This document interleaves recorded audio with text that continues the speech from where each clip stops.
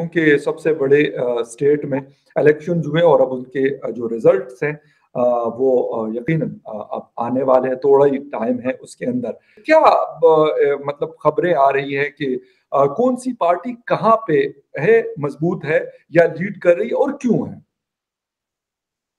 अभी exact location जो मेरा है वो दिल्ली के आउटस्कर्ट्स में नोएडा में है, which is actually UP. So यहीं पर है।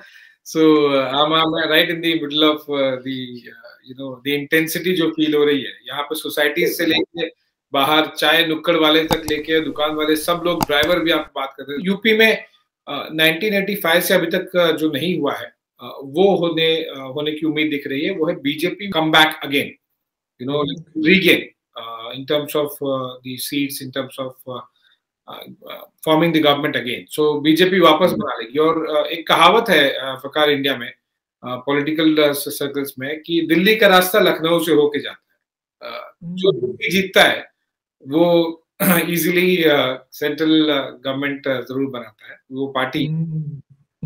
और यूपी जीते बिना दिल्ली पे राज कर पाना बहुत मुश्किल होता है, बहुत मुश्किल होता है। अच्छा, ऐसा क्या इन लोगों ने मतलब आपने कहा कि 1985 के बाद ऐसा लग रहा है कि अब दोबारा से एक बड़ा मजबूत होल्ड हो रहा है योगी जी, क्योंकि सीएम है यूपी के। तो क्या ऐसा कुछ उन्होंने डिलीवर किया लास्ट अपने टेन्योर में कि जिसकी वजह से लोग कह रहे कि नहीं जी, हमने अब योगी जी को या बीजेपी को लेके आना है यूपी के अंदर? हाँ, थोड़ा सा प्रैक्टिकली सही नहीं होगा मेरा एक तरह से एक बीजेपी वैसे पार्टी के बारे में क्या क्या काम किया वो गिराना। लेकिन I understand basically your mood question is कि जो दशकों से नहीं हुआ है, अगर 3-4 दशकों exactly, मतलब चेंज जो इतना बड़ी तब्दीली अगर आ रही है तो इसके पीछे तो कुछ तो होगा, ऐसे तो नहीं हो सकता। देखिए, इंफ्रास्ट्रक्चर वाइज तो काफी कुछ सिमिलर हुआ है, कोई ज्यादा हुआ भी है। पहले अर्लियर गवर्नमेंट जो समाजवादी पार्टी की थी, फिर बीएसपी की थी, सबने अपने अपने लेवल पर अपने अपने समझ के हिसाब से इंफ्रास्ट्रक्चर को बूस्ट किया था। तो इस गवर्नमेंट ने उसे कंटिन्यू तो किया है।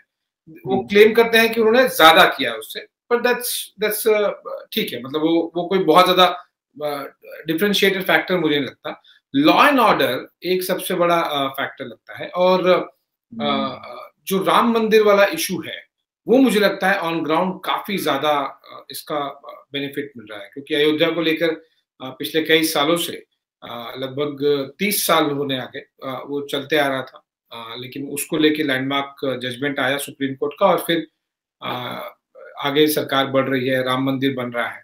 तो ये हमें सुनाई देता है, लॉ एंड ऑर्डर है काफी ज्यादा इम्प्रूव हुआ है। तो इंडिया में इलेक्शंस पूरे साल होते रहते, मतलब पूरे टाइम होते रहते हैं, 5 साल होते थे। हम तो एक बार इलेक्शन करते हैं और बस उसके बाद डब्बा पैक हो जाता है। और अभी भी हमें ऐसा ही लग रहा है कि इमरान खान साहब जो हमारे प्राइम मिनिस्टर है घबराए घूम रहे हैं। लेकिन जब भी इलेक्शंस होंगे उसके बाद एक ही टाइम होंगे। लेकिन इंडिया में हम देखते हैं कि हर कुछ दिन के बाद इलेक्शंस हो रहे होते हैं।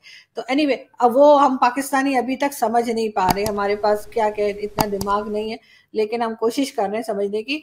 तो अभी जो इलेक्शंस हुए हैं, क्या रिजल्ट रहा है, क्या देखने को मिला? क्या बीजेपी कामयाब हुई है या लोगों ने वोट नहीं दिया? बीजेपी ने 4 स्टेट्स में क्लियर विक्ट्री ली, बिल्कुल क्लियर विक्ट्री। ऐसा नहीं है कि विक्ट्री जो है वो हाफ वे मार्क से नीचे रही हो, सिंगल लार्जेस्ट पार्टी बनी हो, ऐसा नहीं है। क्लियर विक्ट्री है बीजेपी के हाथ में। यूपी में बहुत अच्छी विक्ट्री है, 272 अगर उन्हें मिल रहे हैं 403 में से, तो इसे अच्छी कंफर्टेबल विक्ट्री बोलते हैं। जहां तक बात है उत्तराखंड में, यूपी में ऐसा बहुत रेयरली होता है कि एक गवर्नमेंट हो और उसके बाद दोबारा रिपीट हो। उत्तराखंड में आज तक हिस्ट्री नहीं थी। जब से उत्तराखंड स्टेट बनी तब से आज तक गवर्नमेंट चेंज हो रही थी। तो ये 2 मिरेकल हैं। 5 इयर्स कंप्लीट करने के बाद कोई भी चीफ मिनिस्टर दोबारा फुल मेजोरिटी के साथ है यूपी में, पहली बार हुआ है। उत्तराखंड में भी पहली बार हुई है। इनफैक्ट अब वो मणिपुर में बीजेपी फिर रिपीट हुई है दूसरी बार, ये भी एक चमत्कार है। गोवा में भी इन्होंने अपने आप को 3rd टर्म रिपीट दिया विदाउट मनोहर पार्रिकर, तो ये एक अचीवमेंट है।